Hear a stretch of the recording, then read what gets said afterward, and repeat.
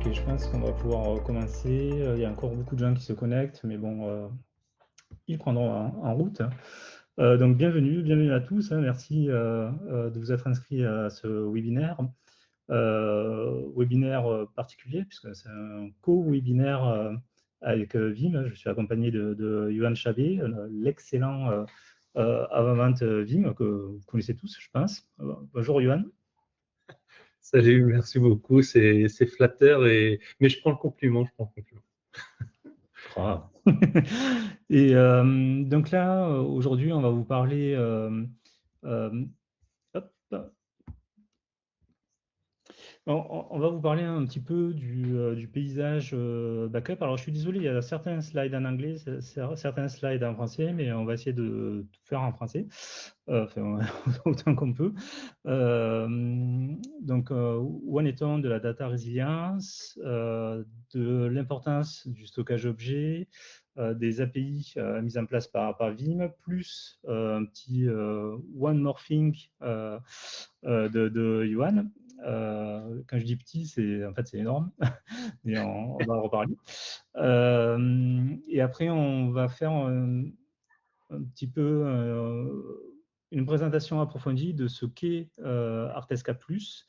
Voilà les différences, notamment avec l'Artesca classique, et dans quel contexte on peut l'utiliser et dans quel contexte c'est très, très, très efficace. Johan, je laisse la parole. Merci déjà de l'accueil. Effectivement, c'est toujours un plaisir d'échanger sur les sujets qu'on a en commun pour nos clients, nos partenaires. Effectivement, Vim est une solution dédiée de data résilience et c'est vraiment l'axe de développement que notre product management met en œuvre depuis tant d'années. Aujourd'hui, on vient bien évidemment adresser l'ensemble de ce scope en premier lieu par la mise en place de la partie protection de la donnée. Cette protection, elle a pour vocation principale et légitime de permettre à nos clients de pouvoir récupérer leurs données le cas échéant. Et ces deux premiers éléments que vous voyez, là, data backup, data recovery, sont des éléments fondateurs et sont des éléments qui font très nettement écho à la raison pour laquelle aujourd'hui on a un discours commun avec Scality, parce que bien sauvegarder, c'est une chose. Être en mesure de restaurer à la hauteur de ces exigences, ça nécessite d'avoir fait des bons choix, notamment de la partie stockage. Ensuite, dans cette notion de data résilience, lorsqu'on prend un peu plus de recul, on va, parce qu'on a traité la donnée, parce qu'on est capable de la restituer, on va avoir des mécanismes natifs qui vont se présenter et qui vont nous permettre de proposer de la portabilité de ces données.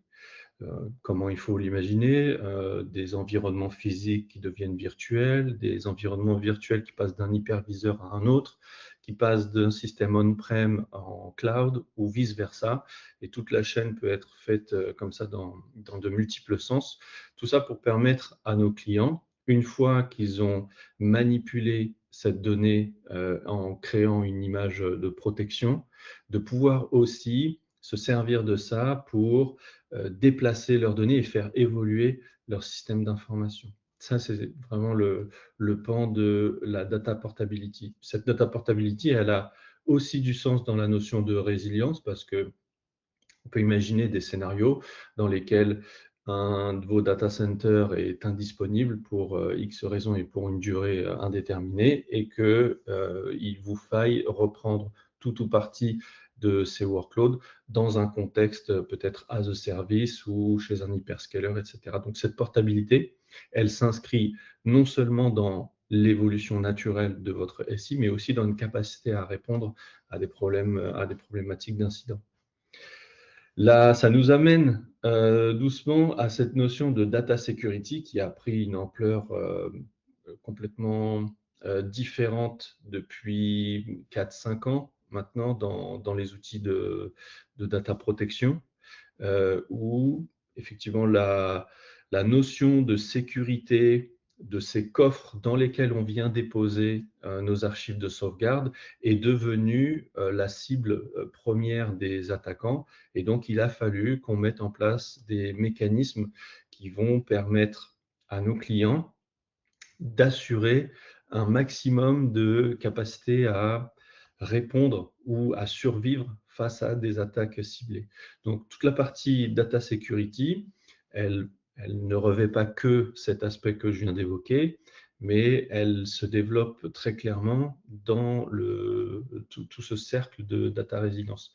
Et ça nous amène doucement à la data intelligence qui va permettre à nos clients, encore une fois, pour toutes ces données qui ont été traitées, stockées, d'en tirer profit, de faire de l'enrichissement, de faire de la recherche de contenu, de faire de la supervision, d'apporter de la visibilité, de mieux connaître son environnement pour découvrir quelles sont ses limites, quels sont ses axes d'amélioration et être toujours au plus près de ces SLA. Donc, on est sur une boucle vertueuse de data résilience qu'on propose à nos clients.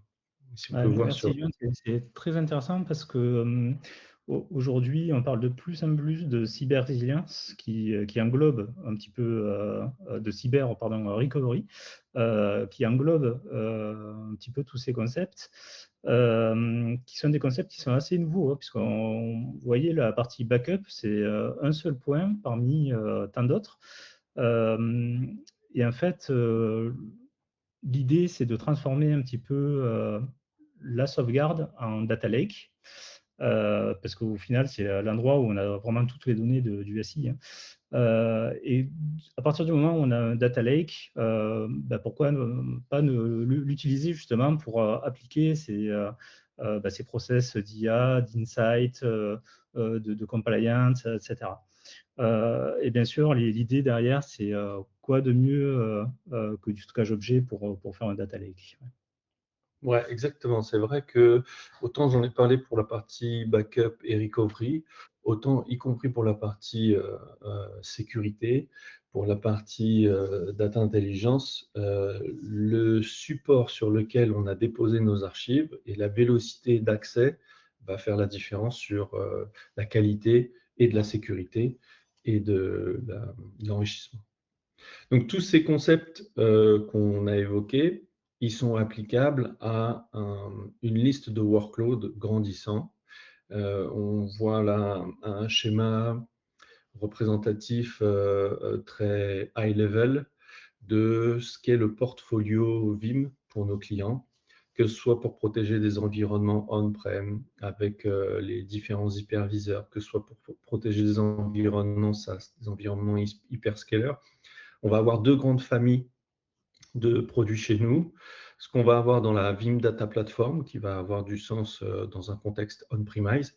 Et puis, le petit frère qui est arrivé plus récemment, la partie Vim Data Cloud, où on va décliner ces moteurs dans un mode de consommation as a service. Mais pour l'ensemble, on va avoir toujours cette notion de data résilience au global qui va être proposée. Si on peut voir sur la slide suivante, on va avoir un peu plus de détails sur les types de workloads qu'on va prendre en charge.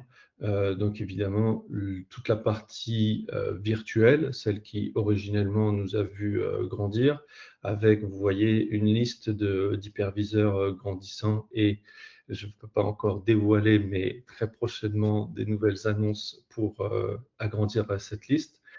Les environnements physiques qui ont vu compléter le panel des systèmes on-premise pris en charge, les données non structurées, donc le partage des environnements filer, le partage des environnements stockage objet, puisque le stockage objet est une destination privilégiée, pas uniquement pour la partie backup, mais aussi pour des applications de production. Et ça, c'est devenu une nécessité de le protéger. Vim sait le faire.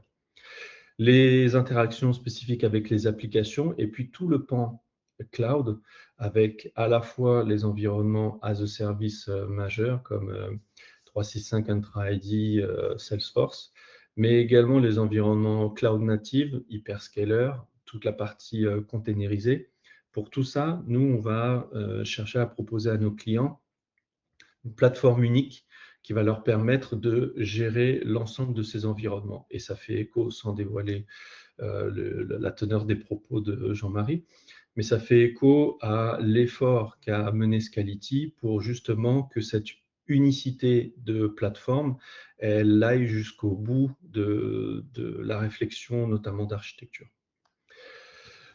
Si on peut voir sur la slide suivante, on va évoquer des scénarios majeurs autour de comment utiliser des environnements Artesca avec un Vim.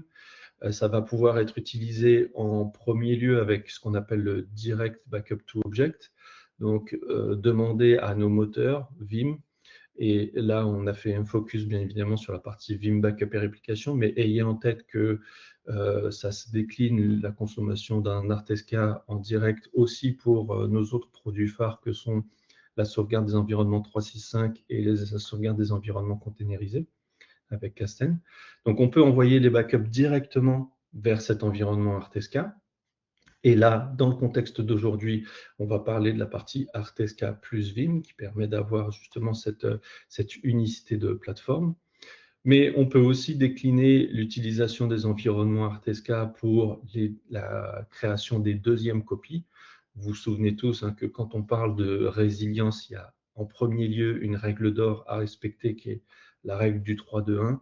Ne pas avoir une seule copie de sauvegarde, aussi sécuritaire soit-elle, si jamais on a une problématique sur un lieu géographique où se trouve cette seule et unique copie, alors on a une problématique. Donc, il faut toujours être vigilant à créer une deuxième copie. Donc, bien évidemment, on va vous conseiller d'avoir un deuxième Artesca vers lequel vous allez pouvoir envoyer soit des backup copies, et tout l'intérêt d'une backup copie, c'est la régénération d'une nouvelle archive de sauvegarde totalement indépendante de la première, générée par Vim, else-checkée, donc vérifiée, et sur laquelle vous avez la possibilité de choisir quelle va être votre source de restauration. Si c'est plus intéressant de restaurer à partir de la première source, parce que c'est là que vous allez réinstancier votre workload, vous allez pouvoir utiliser le résultat de votre backup job. Si jamais c'est sur un deuxième site que vous voulez réinstancier une image d'une VM, par exemple, vous allez utiliser le résultat de votre backup copy job. Il y a une déclinaison intéressante avec les stockages de type stockage objet. C'est des fonctionnalités avancées des repositories Vim qu'on appelle les Scale-out Backup Repository et qui vont permettre une extension d'un repository peut-être existant aujourd'hui, que vous possédez déjà, mais de tirer profit donc en extension, soit pour du destaging, soit pour de la copie simple, à profit d'un stockage objet. Et tous ces mécanismes vont être gérés nativement par Vim. Grand bandeau bleu là, qui attire l'attention. À ce jour, dans les contextes stockage objet avec des mécanismes d'immuabilité et sans avoir perdu ces clés de chiffrement, il n'y a aucun case au support Vim qui a été ouverte remontant l'incapacité à pouvoir récupérer ces données. Tout ça pour dire, et c'est vrai que je ne l'ai pas évoqué sur tous les éléments que j'ai pu présenter jusqu'à maintenant, mais Artesca va avoir comme intérêt, un des intérêts majeurs sécuritaires, de pouvoir activer des mécanismes d'immuabilité natifs dans son fonctionnement. Sur la slide suivante, on va voir que Vim a une connaissance de ce qui se passe dans cet environnement Artesca, notamment grâce à ces SOS API qui vont, donc SOS c'est pour Smart Object Storage API. Ces SOS API, elles vont remonter des informations de l'état de santé et du mode de fonctionnement natif d'un environnement stockage objet lorsque c'est implémenté, et donc va pouvoir en tirer profit dans sa gestion.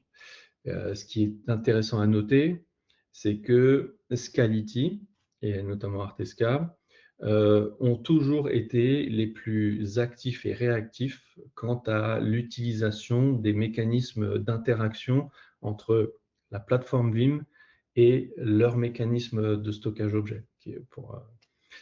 Pour exemple, ils ont été les premiers à être ready object, à être les premiers à être ready repository, etc. Donc, il y a une vraie interaction et une vraie dynamique en termes de développement et d'avancement fonctionnel.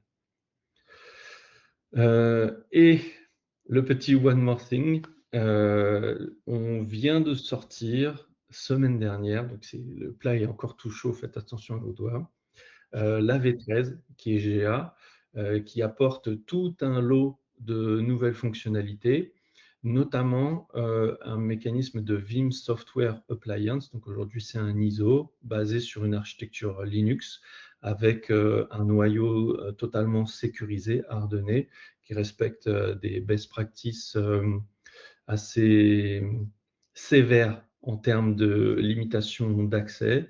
Et donc tout ça, c'est pré-buildé et c'est maintenu par Vim. Donc ça va être très facilitateur en termes de mise en œuvre et de maintien en conditions opérationnelles, notamment sur les aspects sécuritaires.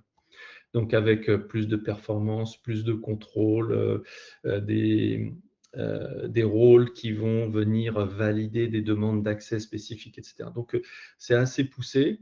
Et puis, bien évidemment, comme sur chacune de nos versions majeures, des évolutions globales sur l'ensemble du moteur, la gestion, le monitoring, le reporting, tout ça, on pourra en reparler plus en détail. Mais ce qui était important, c'était comme il va y avoir beaucoup de communication autour de cette version qui est un peu une rupture technologique chez nous, de confirmer que cette version est et sera tout à fait compatible avec ce qui va être présenté dans cette session aujourd'hui. Et voilà, j'ai terminé mon monologue. C'est énorme, Johanna. Merci beaucoup. Alors, juste Artesca, quelques chiffres. Je ne vais pas vous noyer avec du marketing, mais bon, la plupart d'entre vous connaissez très bien déjà Scality, vous connaissez Artesca. Certains d'entre vous l'ont déjà en production. Donc, juste pour donner quelques chiffres, aujourd'hui, Artesca, c'est plus de 200 pétaoctets de volumétrie. Le slide a été fait il y a quelques mois, donc je pense qu'on a beaucoup plus que ça. C'est plusieurs milliers de nœuds. C'est des certifiés SCA. Donc, certifiés SCA, il y a des partenaires qui sont connectés. Donc, des Scality Certified Architects, donc des gens qui sont formés pour du Scality chez les partenaires. Donc, on a plus de 1000 aujourd'hui. On a énormément en France, d'ailleurs. Et quand même, statistique intéressante, c'est Artesca, c'est un produit de stockage objet qui se veut agnostique, hein, mais dans la réalité, 80% des cas d'usage sont sur... Oui, n'hésitez pas à poser les questions, ouais. Sont sur du Vim. Donc c'est colossal. Donc ça démontre aussi l'hyperdominance de Vim sur le marché de la sauvegarde. En termes de matériel certifié, on a plus de 30 matériels certifiés. Donc là, Johan vous a parlé de Vim Software Appliance. Artesca, c'est du Software Appliance, donc il va s'installer sur un serveur physique ou une OVA, mais la plupart du temps sur un serveur physique. Et on a validé plus de 30 matériels pour l'Artesca. Donc on va supporter toute la série Vim, bien sûr, VBR, M365, mais aussi Kasten. On a des très gros clients en Kasten dans le mode Kubernetes.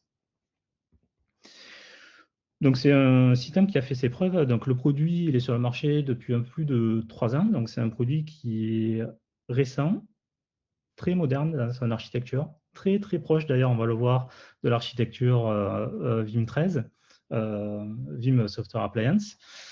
C'est un produit qui est récent, mais qui profite quand même de 15 ans d'expérience dans le stockage objet de Scality. Scality, c'est pas très compliqué, on est une boîte de R&D. On a deux produits, Ring et Artesca. Ring, le produit historique, et Artesca, le nouveau produit, sont deux produits de stockage objet. Hein, donc on ne sait rien faire d'autre.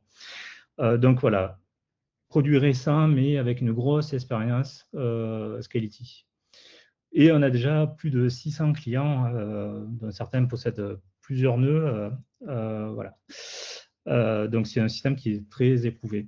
Et la statistique qui est intéressante, notamment lorsqu'on parle de sauvegarde, donc depuis plus de 3 ans que Artesca existe, 0 € de rançon payé. Alors, je ne dis pas qu'on a 0 clients qui se sont fait attaquer, mais à chaque fois, les clients ont pu recouvrer. Nous, on a permis à Vim de pouvoir recouvrer quoi qu'il arrive. Ça, c'est une grosse fierté. Parlons d'Artesca Plus, donc de l'appliance logicielle unifiée.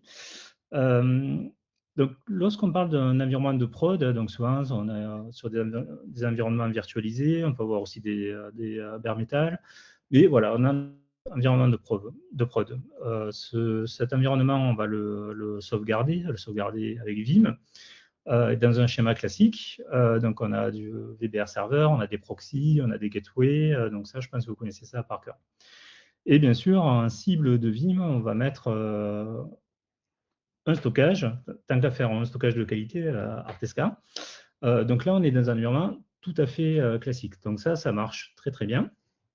Et l'idée, d'ailleurs, c'est donc Artesca, vous connaissez, donc c'est bâti sur un OS qui est hardené, fourni et maintenu par Scality. Sur cet OS, on a un Kubernetes qui tourne, qui est une distribution aussi Scality, et on a une myriade de microservices qui vont constituer ce qui est Artesca. Et je vous disais, cette architecture est très très proche de l'architecture Vim Software Appliance. C'est la même architecture en fait. Et du coup, les product managers Vim, donc ça c'était l'année dernière, ont approché notre management produit parce qu'ils se sont dit pourquoi pas faire appliance commune. Alors, avec les cycles de développement, etc., c'était difficile de faire porter ça sur notre Kubernetes. Donc, ce qu'on a décidé, nous, en termes de produits, c'est d'éteindre en fait cette couche Hardened OS et Kubernetes et de porter en fait la machine Vim au sein même d'Artesca. Donc, pour ce faire, on a utilisé la fonctionnalité qui est recommandée par le CNCF, donc dans le monde de Kubernetes, qui s'appelle le KubeVirt, qui est en fait un hyperviseur qui tourne sur Kubernetes. Et dans cet hyperviseur, on va avoir une seule VM, et ça va être une VM qui va porter en fait Vim. Donc on est sur un environnement qui est totalement isolé, totalement confiné, et on va pouvoir porter au sein même du stockage directement les process Vim. Donc c'est quelque chose qui est très très très intéressant. Donc là on est sur une appliance unifiée. Donc l'appliance s'appelle Artesca Plus Vim. Et bien sûr, là, Johan vous a fait l'annonce de Vim Software Appliance, qui est basé sur du Vim 13. Donc, bien sûr, on peut se passer désormais de la couche Microsoft. Mais si jamais vous voulez quand même garder la couche Windows, vous pouvez. On va supporter aussi Vim 12. Mais le produit a été designé pour Vim 13. Donc là, jour 1 de la sortie de Vim 13, donc de Vim Software Appliance, on est compatible. N'hésitez pas à poser des questions. Donc, il y a quelques questions qui arrivent, on y répondra un petit peu plus tard. Donc, en termes de périmètre, donc en fait, l'idée, c'est, vous l'avez compris, de faire tourner Artesca et VBR sur la même appliance, tout dans la boîte. Donc, c'est une appliance qui est software, donc ça veut dire qu'on peut l'installer sur toute une série de matériel validé chez les grands constructeurs, HPE, Dell, Lenovo, Supermicro, etc. Donc, selon votre préférence, on va vous donner à votre partenaire la liste des courses pour construire en fait l'appliance validée par nous. Aujourd'hui, on est sur un seul nœud. Vous savez qu'Artesca, c'est un système qui est scale-out. On peut être sur 3 jusqu'à 6 nœuds. On peut monter jusqu'à 8 pétas 5. Là, dans la première mouture d'Artesca+, on est sur un seul nœud. Et lorsque on aura toutes les fonctionnalités de Vim 13, dans Vim 13, on a la partie achat qui est prévue, autodisponibilité, où on va pouvoir avoir plusieurs instances de Vim qui vont tourner. À ce moment-là, on pourra déployer des systèmes multi-nœuds Artesca, donc en mode scale-out, avec Vim qui sera aussi en mode scale-out. Donc ça va être très puissant. Aujourd'hui, on est sur un seul nœud et on a fait le choix de rester sur, on va dire, un scope, une échelle entre 20 et 440 téraoctets, ce qui est déjà pas mal, là, qui couvre pas mal de cas d'usage. Donc sur un déploiement classique, donc on a le Vim, on a le réseau de sauvegarde qui est un réseau IP. Artesca, donc Artesca, c'est du stockage objet qui est exposé au travers de S3. Donc S3, c'est un point de montage HTTPS qui doit être résolu par un DNS. Donc ça, c'est le fonctionnement classique. Donc c'est quelque chose qui est quand même très sécurisé. Voilà, on parlait d'object lock, etc., notamment pour la partie immutabilité. Donc ça fonctionne très bien. Là, l'idée avec Artesca+, c'est d'aller beaucoup plus loin, dans le sens où, comme le Vim est interne à l'Artesca, tout va se passer au niveau local, au niveau Kubernetes, entre guillemets, donc totalement masqué de l'extérieur, où on va avoir une résolution locale, donc pas besoin même de DNS. Donc ça tombe bien, hein, parce que si jamais les clients subissent des attaques, très certainement le DNS va être attaqué aussi. Donc ça va être un S3 interne, donc on va garder toutes les fonctionnalités S3, notamment Object Lock, mais tout ça, ça va être confiné, hein, j'allais dire air-gap. Et les crédentiels, donc vous savez que côté sécurité, dans le mode S3, on ne s'appuie pas sur l'Active Directory ou quoi que ce soit. On a des sécurités spécifiques, donc notamment avec des access keys, des secret keys. Tout ça va rester aussi interne au sein même de l'appliance Artesca.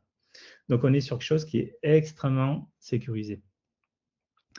Si je pousse plus loin l'architecture, hein, donc là je vous fais un zoom un petit peu plus précis. Donc ici on est sur une architecture de production plus sauvegarde où on a des hyperviseurs, vSphere, etc. etc. quoi. On a des serveurs physiques, des serveurs bare metal, on a du SAN, on a du NAS, on a du Vim, VBR, on a des proxys. On peut avoir du Vim1, notamment pour activer tous ces process de vérification des données, de nettoyage des données, de détection des menaces, etc.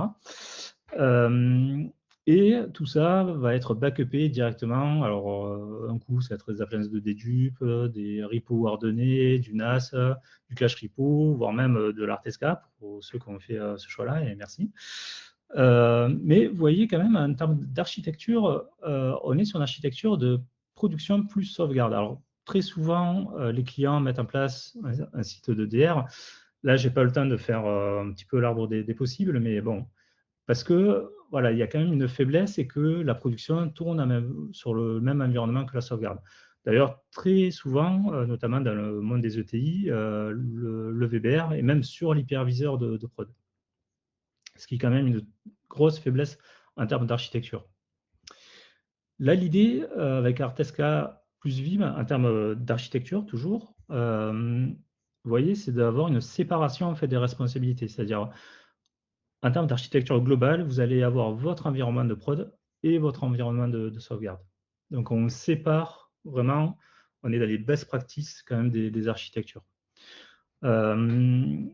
Et bien sûr, l'idée, c'est le Vim qui était un VM directement sur la prod. Donc, si la prod se fait attaquer, si le client se fait crypto-locker son hyperviseur, ben, il perd aussi sa VM Vim, quoi, ce qui est un peu embêtant. Donc là, l'idée, c'est de sortir tout ça et de le mettre directement dans l'Artesca+, dans un environnement de sauvegarde dédié.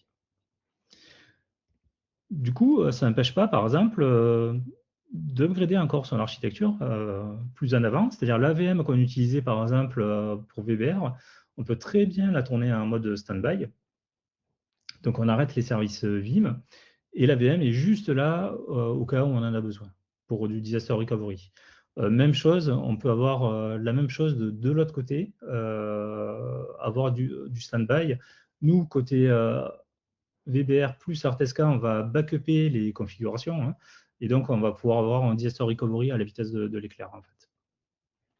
Tout ça, ça ne coûte rien, hein, c'est juste bien penser son architecture.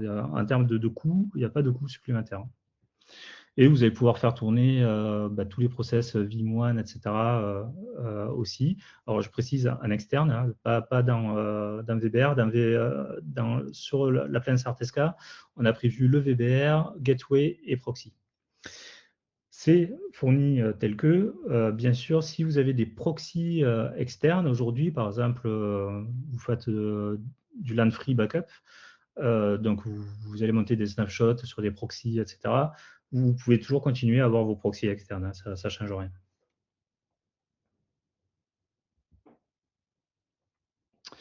Donc en termes de règles aussi, donc la fameuse 3-2-1-1, voire 3-2-1-0 même chez Vim. Voilà, on peut continuer à respecter les best practices, hein. Donc on peut avoir sur site son environnement de backup basé sur l'Artesca plus Vim, faire des copies sur un second site. On peut même faire des copies sur un deuxième Artesca plus Vim, hein, qui peut avoir un VBR en standby. Ça marche aussi. Un autre Artesca, un Ring. On peut aussi faire des copies directement sur des clouds, notamment des clouds souverains, hein, de partenaires. La plupart des clouds souverains en France sont basés sur du Scality. Quand je dis la plupart, c'est beaucoup de clouds sont basés sur du Scality et ils sont souverains parce que Scality est aussi une boîte française, hein, pour ceux qui ne le savent pas.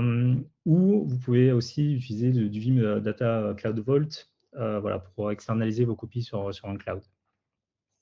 C'est quand même important de garder la partie on-prem, dans le sens où si jamais vous subissez ou les clients subissent une attaque, la première chose que les services de l'État vont faire, c'est couper les accès externes. Donc c'est important aussi d'avoir une copie on-prem.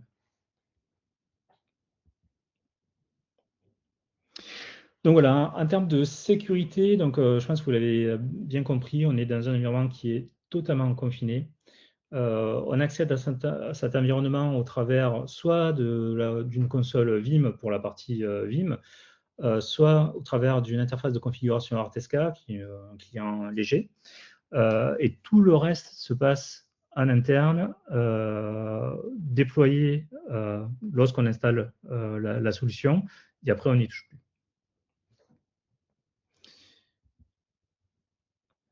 Donc, bien sûr, comme on a créé cette appliance unifiée, on est allé beaucoup plus loin, notamment sur la partie monitoring, où en fait, on propose, livré tel que aussi, directement dans une console de monitoring, qui va prendre en compte à la fois Artesca et Vim. Donc, par exemple, sur la partie Artesca, vous allez avoir une overview, donc un tableau de bord de la plateforme. Vous allez voir aussi des projections en termes de capacité d'utilisation. Vous savez, Artesca, c'est un global namespace, c'est-à-dire c'est une seule volumétrie, hein, telle que vous l'auriez dans un cloud, hein. Et Vim va pouvoir profiter de cette volumétrie. Donc, lorsque vous allez racheter des disques, vous allez augmenter cette volumétrie. Et le jour où vous pourrez rajouter aussi des nœuds sur Artesca+, là aussi, la volumétrie globale va augmenter. Donc, on a aussi tout l'aspect performance. On a aussi des tableaux dédiés à Vim, notamment sur les jobs, sur les indicateurs de Sure Backup, parce que vous allez pouvoir faire tourner hors prod aussi des process Sure Backup pour vérifier l'intégrité de vos backups. Donc, ça aussi, c'est très, très intéressant en termes d'architecture, de séparation des responsabilités. Voilà. Et on a aussi des métriques communes, notamment sur les ressources qui ont été créées pour Vim. Voilà, vous avez tout ça en vision sur un seul tableau.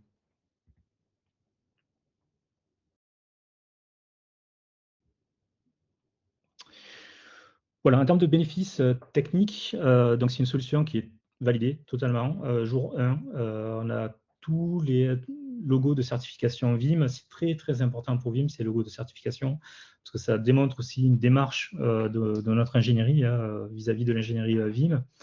Voilà, Ready Repository, Ready Object with Immutability, etc., etc. Donc là, on est full compatible. En termes de performance, c'est quand même très très performant puisque au final tout est en local, on va dire. Donc on n'a plus les bottlenecks réseau, etc. Et en termes d'intégrité des sauvegardes, là vous allez pouvoir faire tourner, j'allais dire 24/7 vos process de show backup pour vérifier l'intégrité. Et Vim va quand même profiter aussi des très très hauts taux de durabilité d'Artesca. Je vous rappelle, sur Artesca, on monte jusqu'à 11,9 de durabilité, donc 99,99 11 fois de durabilité, ce qui est colossal, parce qu'on n'est pas basé sur des systèmes RAID. Pour ce qui est du déploiement, donc on a ouvert en fait le déploiement Artesca. Alors pour ceux qui connaissent Artesca c'est 12 disques minimum normalement. Mais quand même sur ce produit, on a ouvert la possibilité d'avoir des configurations un petit peu plus modestes. Donc on va démarrer en fait sur des systèmes 4 disques. Parce que Artesca plus Vim, c'est quand même un produit qui est assez idéal aussi pour tout ce qui est ce qu'on appelle robot, donc remote office, branch office, donc des petits bureaux distants ou des magasins, ou vous voyez, sur tous ces environnements où on ne peut pas déployer des racks. Voilà, donc là, on va pouvoir déployer des modèles tours de 4 disques, donc 8 ou 16 Tera. Donc en termes de repo, vous voyez, on démarre à 20 teraoctets, ce qui est vachement intéressant. Donc en source data, si jamais on est sur 14 jours d'immutabilité, etc., ça nous donne 10 Tera. Donc 10 Tera front-end, voilà, ça vous donne un repo de 21 Tera à peu près. Et si on parle en termes de VM, c'est une quarantaine de VM. Mais bon, après, tout ça, c'est sujet, bien sûr, à sizing. Mais en tout cas, le repo fait 21 Tera. Sur les disques 16 Tera, on monte à 40 Tera, donc c'est quand même vachement intéressant sur 4 disques. Et ensuite, on a donc tous les systèmes 12 disques. Donc voilà, on a différentes tailles de t-shirts, S, M, L, XL. Donc on va être de 73 Tera de repo à 221 Tera, ce qui est déjà pas mal.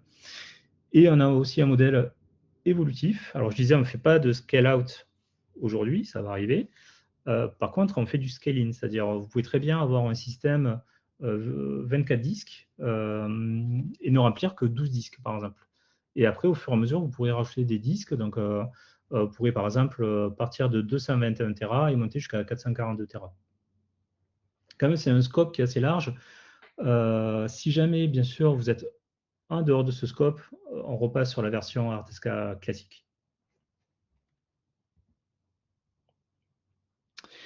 Donc en résumé, c'est une solution combinée qui est nouvelle et on est les seuls à faire ça, où on va pouvoir avoir à la fois stockage objet incassable et du VBR, et même du VBR incassable avec Vim 13.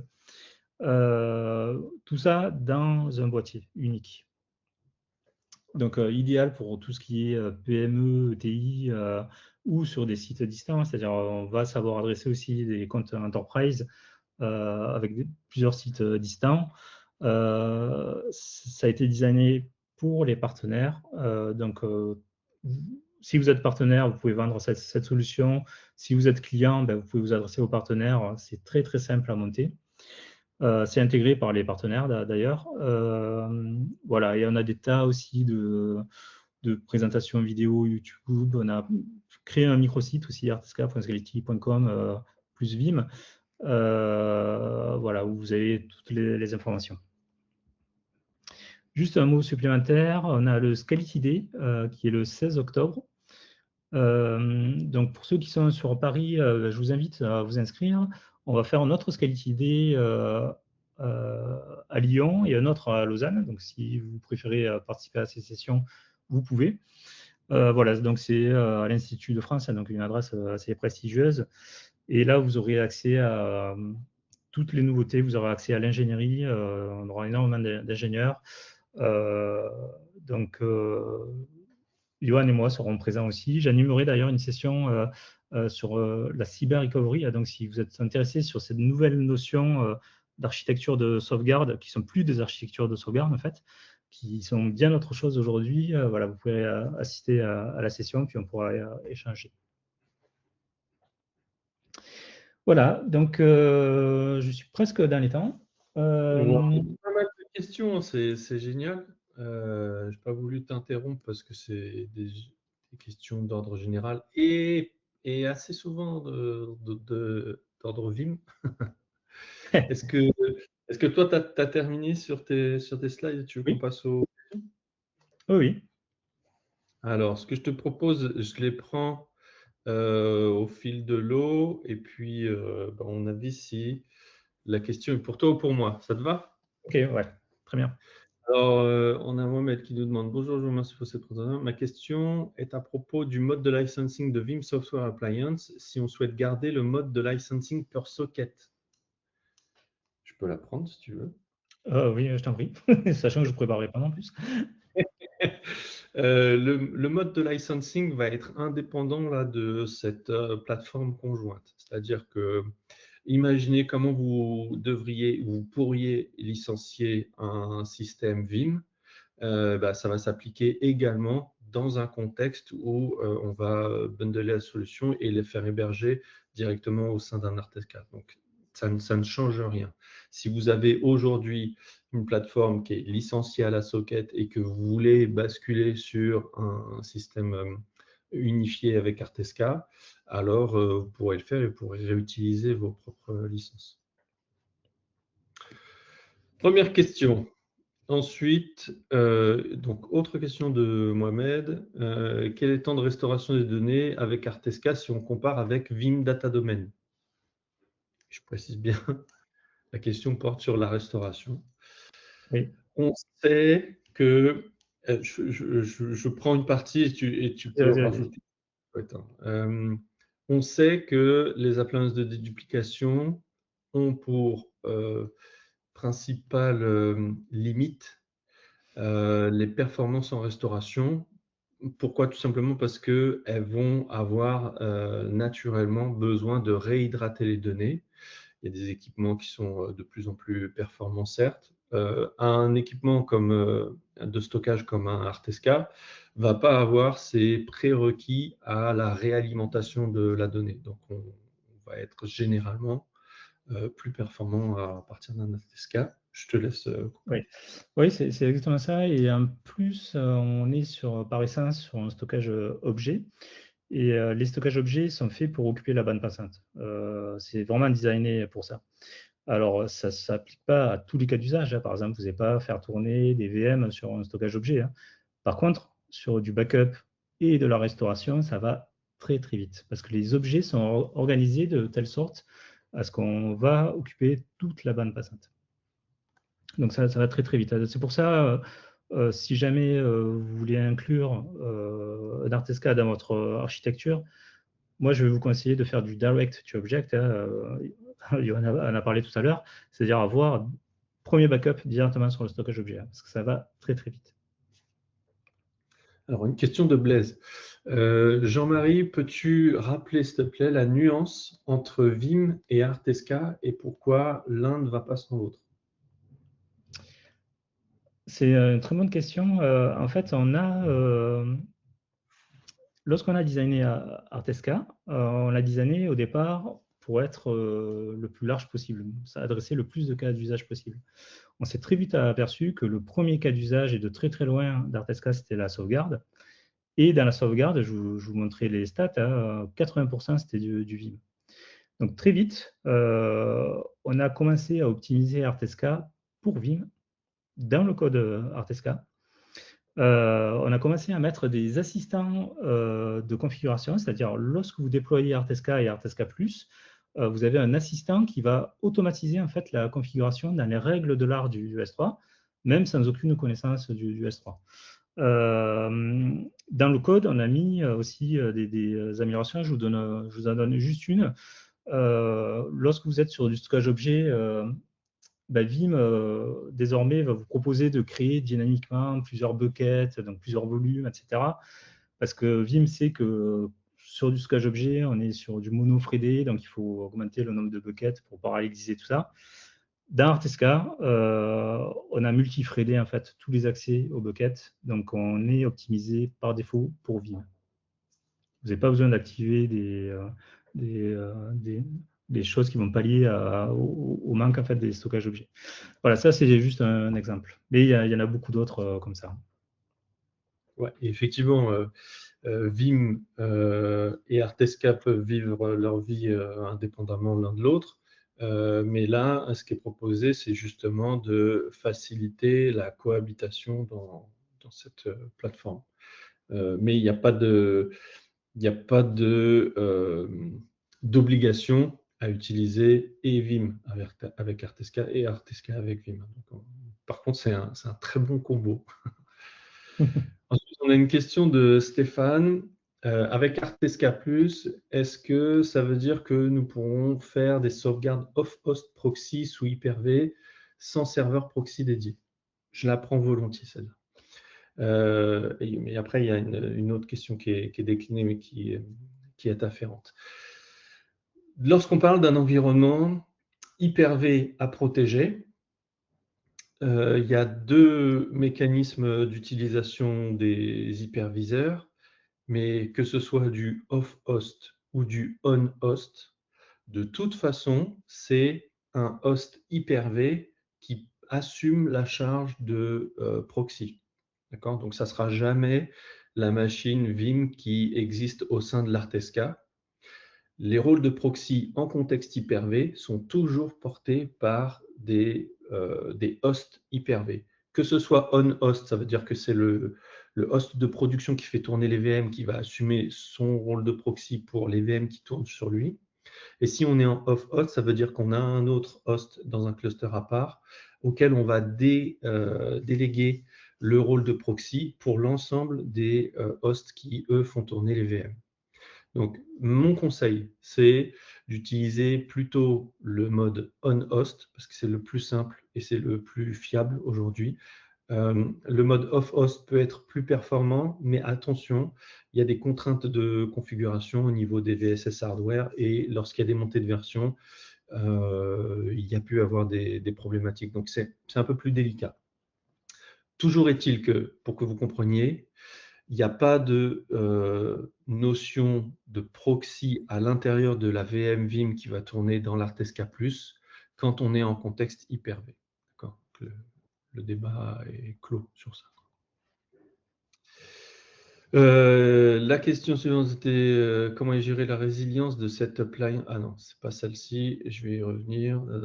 Il y a eu beaucoup de questions, ça fait plaisir. L'autre question, c'était aussi sur du off-host. Donc Tanguy nous demande, avez-vous des chiffres qui mettent en évidence les performances de l'appliance Artesca Plus Vim? Oui, en fait, bon, tout ça, c'est très dépendant, bien sûr, du matériel qu'on va y associer, mais lorsqu'on fait le sizing, alors là, c'est une session de présentation un peu globale, donc je ne suis pas allé dans les détails, mais lorsqu'on fait le sizer nous donne les chiffres espérés en termes de sauvegarde, enfin d'écriture et de lecture aussi. Ensuite, comment est gérée la résilience de cette appliance, sachant que c'est une architecture à un seul nœud? Oui, alors c'est une bonne question. Aujourd'hui, c'est backup copy sur une deuxième appliance. Ouais, effectivement, Bientôt, fin d'année, début d'année prochaine, on sera capable d'avoir aussi des multi-nœuds. Donc là, la résilience sera interne au cluster. Et là, on parle de la résilience sur la partie purement repository, donc stockage. Il y a des notions de résilience qui peuvent être mises en place, et je crois qu'il y a des questions après à ce sujet avec la version 13. Mais au-delà de ça, gardez en tête que dans les concepts forts de Vim, il y a une autonomie et une indépendance des archives de sauvegarde qui sont déposées sur les repositories, quels qu'ils soient. Ça veut dire que dans le repository, et là en l'occurrence le repository Artesca, on va déposer les datas et les métadatas permettant de les exploiter. Sous-entendu, si jamais c'était pour X raison l'appliance Vim l'entité Vim qui venait à être défectueuse ou vous avez fait des manipulations et vous voulez repartir from scratch, vous pourrez représenter le contenu qui est dans l'Artesca et on va pouvoir le réinstancier. Donc, il n'y a pas de grande criticité portée par l'entité Vim Backup et Réplication en tant que telle. La question suivante portait sur... Celle-ci qu'on vient de la lire. Martin nous demandait, peut-on déployer 2 appliances Artesca Plus en mettant le serveur VBR en HA et faire des réplications de sauvegarde entre les 2 appliances? Alors, la réponse, la manière dont c'est dit, on va nuancer. Donc, la réponse est oui. Là, je ne vous ai pas présenté toutes les architectures possibles. J'ai fait un webinaire pour les partenaires à ce sujet-là au début juillet, où là, on a toutes les architectures possibles avec les schémas d'architecture, etc. Et effectivement, on a ce scénario avec 2 Artesca Plus, par exemple. À l'heure actuelle, à l'heure à laquelle on se parle, il s'agit d'un VBR actif et d'un VBR en stand-by. Lorsque effectivement on aura la partie achat Vim 13, là on aura d'autres scénarios effectivement de reprise d'activité. Exactement. Comment se passe la gestion des clés pour le chiffrement des données, nous demande Guillaume. Alors le chiffrement, il y a plusieurs manières de faire les choses. Nous, on peut chiffrer toute l'appliance. Voilà, ça c'est le plus radical. Ou sinon, il peut y avoir un chiffrement côté Vim aussi. Ouais. Ouais, exactement. Et quand c'est côté Vim, il y a une déclinaison. Soit vous avez un système avec un KMS, donc un gestionnaire de clés, et donc on va s'appuyer dessus pour obtenir les clés de chiffrement. Soit vous déléguez directement à Vim, c'est le fonctionnement originel, et Vim, lui, va gérer automatiquement la gestion des clés de chiffrement avec des mécanismes de récupération de clés qui sont disponibles. On avance. Martin, de nouveau. Les mises à jour sont-elles gérées de manière globale ou fournies par Scality, firmware, matériel, OS Artesca, Roll-Vim, etc. Alors c'est une bonne question aussi. Je vais répondre de manière un peu plus générale. En termes de gestion de Vim et Artesca, Artesca Plus ne change pas la manière de faire de ce qu'on faisait avant. C'est-à-dire, vous allez faire vos mises à jour Vim, vous allez faire vos mises à jour Artesca de manière indépendante. Après, tout ça, c'est quand même largement simplifié, hein, dans le sens où dans Artesca, on le fait directement à la console aujourd'hui. Et puis Vim va, notamment avec la partie Vim Software Appliance, s'occuper de toutes les mises à jour, y compris les mises à jour OS. Exact. Concernant le support, cette appliance est supportée par Vim ou par Scality? Alors, des bonnes questions. ouais, Bravo. c'est une bonne question. Alors, si jamais le problème est évident, que c'est un problème Vim, vous appelez Vim. Si c'est évident que c'est Artesca, vous appelez Artesca. Si vous ne savez pas, vous appelez Scality. Ouais, exactement. Notre support est rompu, donc c'est un support qui est en France déjà. Et puis il est rompu, il y a 80% des déploiements Vim, on a un peu l'habitude. Ouais, n'hésitez pas. Effectivement, il n'y a pas de guichet unique pour les 2 solutions. Les 2 solutions restent indépendantes, notamment parce que dans le temps, vous pouvez décider d'évoluer, d'avoir quelque chose qui soit unifié aujourd'hui. Peut-être que demain, il y aura des scénarios pour les dispatcher ou modifier, etc. Donc, il faut que la gestion reste indépendante, potentielle, pour que vous ayez cette notion de flexibilité. Ouais. Après, je vous dis, si jamais vous avez un doute, vous appelez Scality et nous, on s'en occupera. Et on a aussi des partenaires qui font du guichet unique.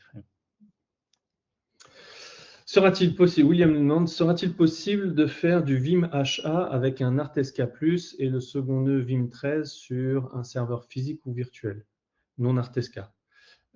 Pareil, bon point. Effectivement, les mécanismes de haute disponibilité qui vont être disponibles avec la version 13 de Vim permettront l'interaction entre les bases de configuration de deux entités Vim, peu importe sur quel socle physique ou virtuel ils vont tourner. Donc oui, dans un schéma, on pourrait imaginer avoir un Artesca Plus et avoir un serveur Vim sur un environnement physique, peut-être sur une autre salle, et les mettre en relation H1, ce sera possible. Ouais. Après, nous, ce qu'on a prévu, bon, je ne vais pas faire trop de droit de maths, mais ce qu'on a prévu, c'est effectivement avoir le cluster 3 nœuds Artesca Plus. Donc, ça veut dire que c'est un seul cluster, et donc à tout moment, vous pouvez perdre un nœud complet, et Vim et Artesca continuera de fonctionner. Ouais, exact. Mais c'est vrai qu'il y a une notion de résilience côté STO, durabilité, et puis il y a une notion de résilience et reprise du service purement soft data protection. Puis-je downloader Artesca Plus sur le site pour tester la preview? Alors, il y a un lien spécifique pour Artesca Plus, mais c'est testable, oui, effectivement, y compris en OVA. Ok. Stéphane nous demande, est-ce qu'Artesca Plus est compatible avec Vim Backup M365? Ah, Question d'un mécanisme de déplacement des données de repository à l'autre, d'une copie. alors c'est une très bonne question. On va dire que c'est dans les tuyaux. Rien ne nous empêche de le faire. Ouais. Aujourd'hui, effectivement, le focus a été fait sur la partie flagship de Vim, qui reste quand même Vim Backup et réplication. Mais c'est vrai, les cas d'usage avec M365 sont hyper pertinents. Ouais. Olivier nous demande, en fait, pourquoi s'associer avec Scality alors que Vim propose VHR? Question qui nous pousse dans les cordes, ça. Ouais. Disons que bon, après, il faudrait une heure, hein. Mais en gros, Scality, on va proposer quand même un système qui est enterprise, qui est supporté par Scality, qui est du stockage objet, qui est dans les bonnes pratiques de l'immuabilité, etc. Euh, Là où effectivement Ardenal Linux, c'est une solution d'immuabilité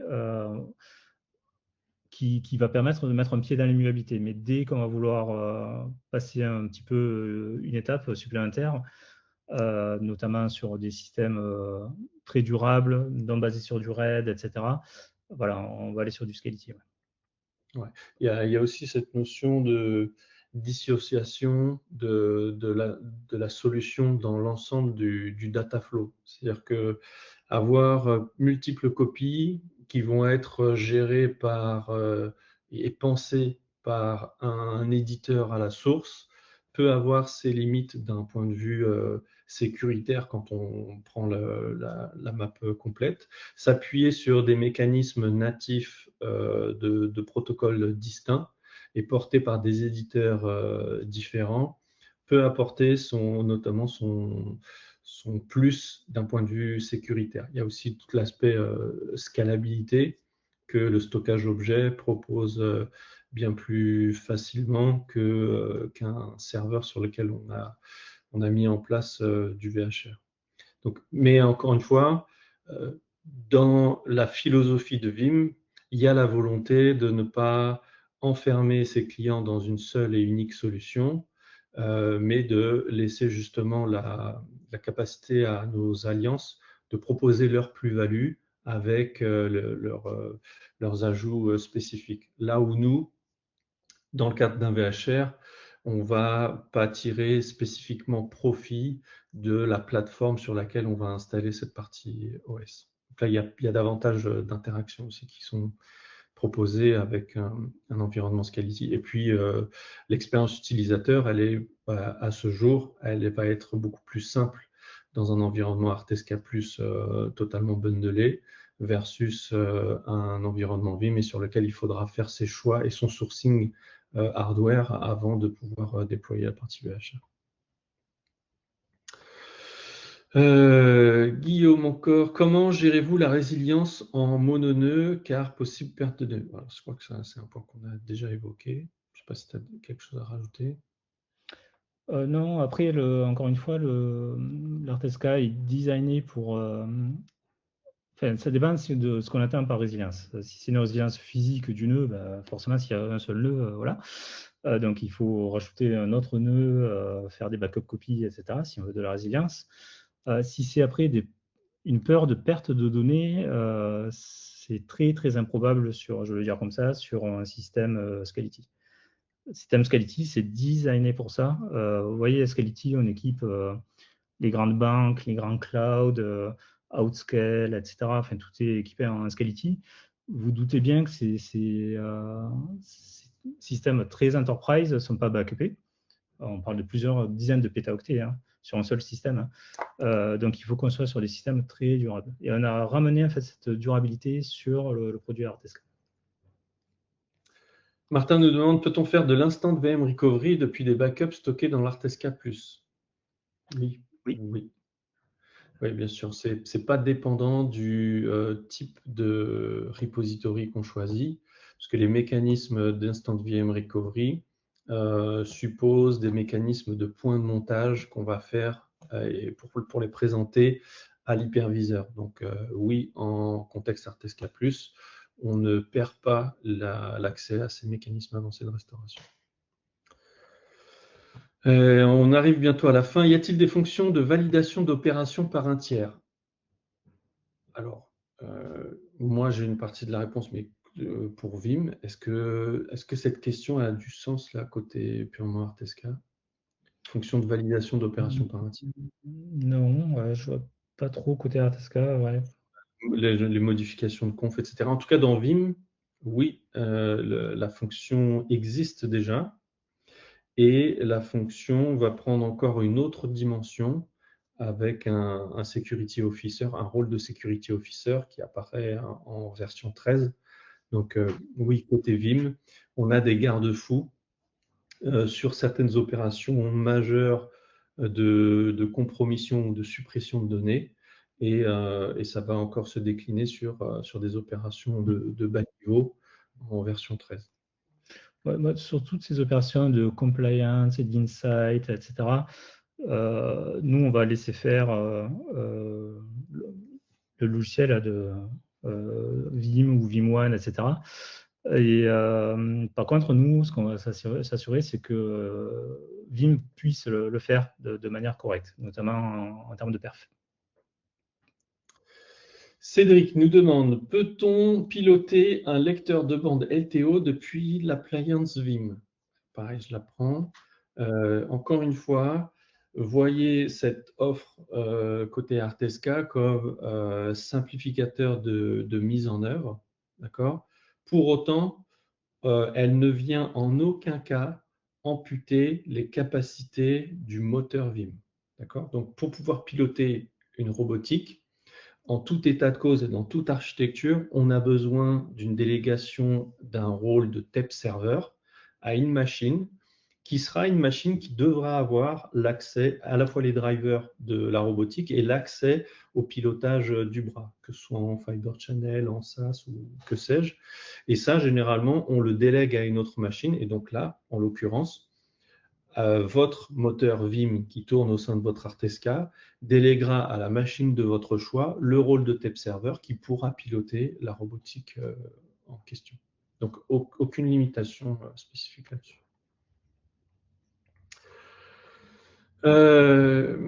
Toujours Cédric, comment l'appliance s'intègre dans un environnement OpenShift? Doit-on toujours utiliser Kasten? Alors la réponse c'est oui. Donc là, on est hors scope, effectivement, à Artesca+. Après, Artesca classique, Vanilla, marche très très bien avec Kasten. Le plus gros déploiement en France Kasten, c'est sur de l'Artesca. Ouais, exactement. Le, voyez cette offre Scality comme un moyen de simplifier le combo du stockage avec notre moteur flagship Vim Backup et Réplication.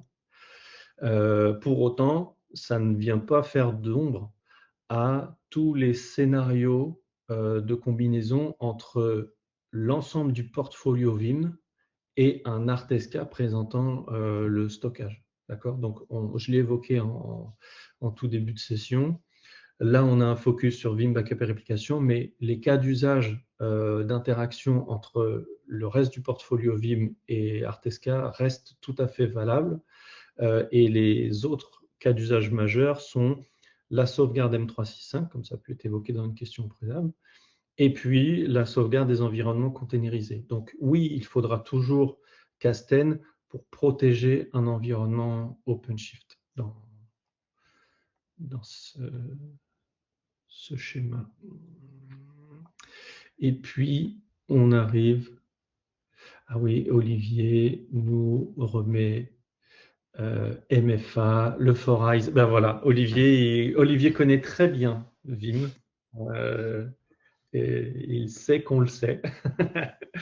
Merci Olivier pour ces précisions. Donc effectivement, dans les mécanismes de surveillance, dans les garde-fous que j'évoquais, le Multifactor Authentication, le Forize, et dans la version 13, encore davantage de contrôle avec le Security Officer.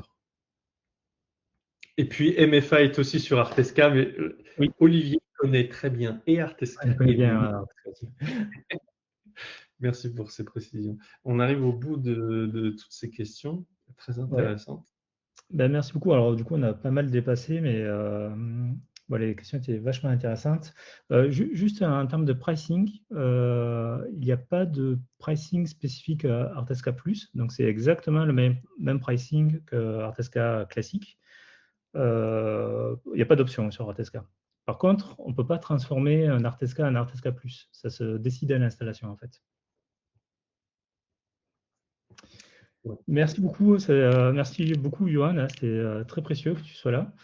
Et puis, je vous dis à tous à très bientôt. Si jamais vous avez des questions supplémentaires, n'hésitez pas. Donc, jm.nana@scality.com.